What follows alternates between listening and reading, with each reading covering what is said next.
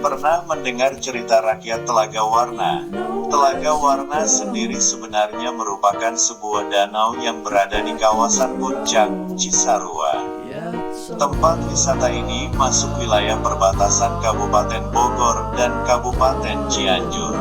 Di balik keindahan yang dimiliki Telaga Warna, konon dikisahkan bahwa kawasan ini merupakan bekas istana kerajaan Kuta Tanggahan yang tenggelam. Seperti apa kisah di baliknya yang bahkan menjadi kisah urban legend turun-temurun di Jawa Barat? Berikut kisahnya. Alkisah berdiri suatu kerajaan bernama Kuta Tanggahan di Jawa Barat. Kerajaan tersebut dipimpin oleh seorang raja bernama Prabu Swarnalaya. Prabu Swarnalaya ini merupakan seorang raja yang memimpin kerajaan didampingi seorang ratu cantik bernama Ratu Purbamana. Selama masa kepemimpinannya, Prabu Swarnalaya sangat dicintai rakyatnya. Daerah di bawah kepemimpinannya pun sangat makmur.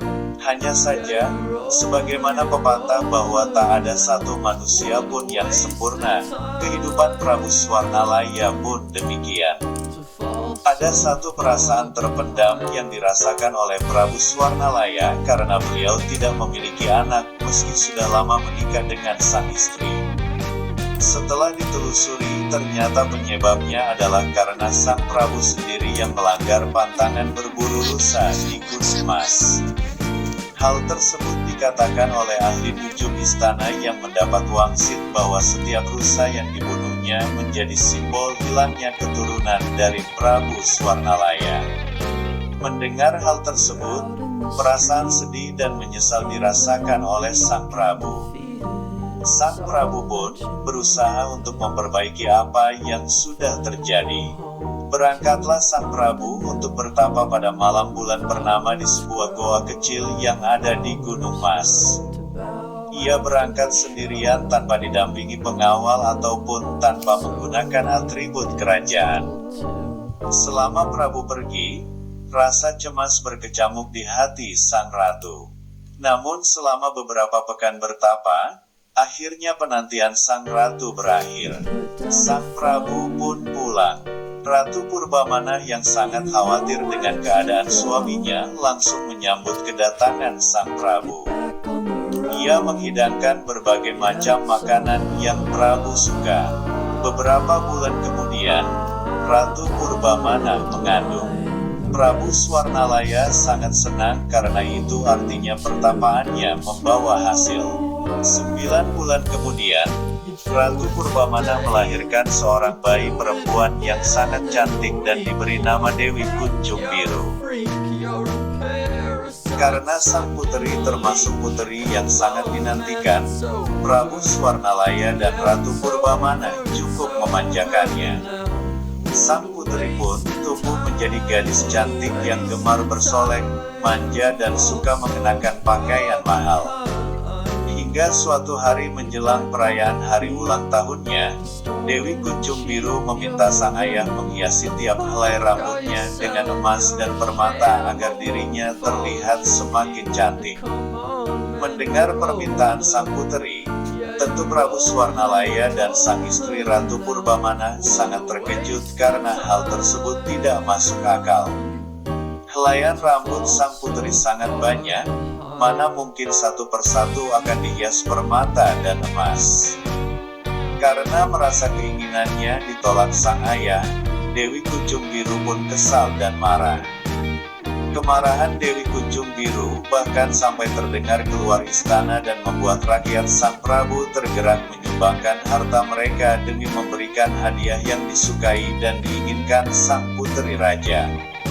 Merasa cinta rakyatnya sangat besar, Prabu Swarnalaya dan Ratu Purbamana merasa sangat terharu. Hingga tiba di hari perayaan ulang tahun Dewi Kunjung Biru. Rakyat yang diundang ke istana menyambut perayaan dengan gembira. Kotak berisi perhiasan emas dan permata yang dihadiahkan pun diserahkan kepada Dewi Kunjung Biru sebagai hadiah. Rakyat pun senang dan sangat antusias agar Dewi Kunjung Biru membukanya. Hanya saja, Ketika isinya dibuka ternyata Dewi Kuncung Biru kecewa karena perhiasan yang ia dapatkan sebagai hadiah tak seindah harapannya. Dengan sombongnya, Dewi Kuncung Biru melempar kotak berisi emas dan permata hadiah rakyat tersebut ke lantai hingga membuat isinya jatuh berserakan. Semua orang yang hadir di sana tentu tercengang termasuk Prabu Swarnalaya dan Ratu Purbamana, orang tuanya sendiri. Dengan kesombongan Dewi Kuncung Biru, ternyata alam pun murka. Seketika gemuruh datang diikuti hujan dan badai. Tanah di sekitar istana pun terbelah disusul dengan air bah yang bervolume besar menenggelamkan istana megah tersebut bersama semua orang yang ada di istana ketika pesta berlangsung.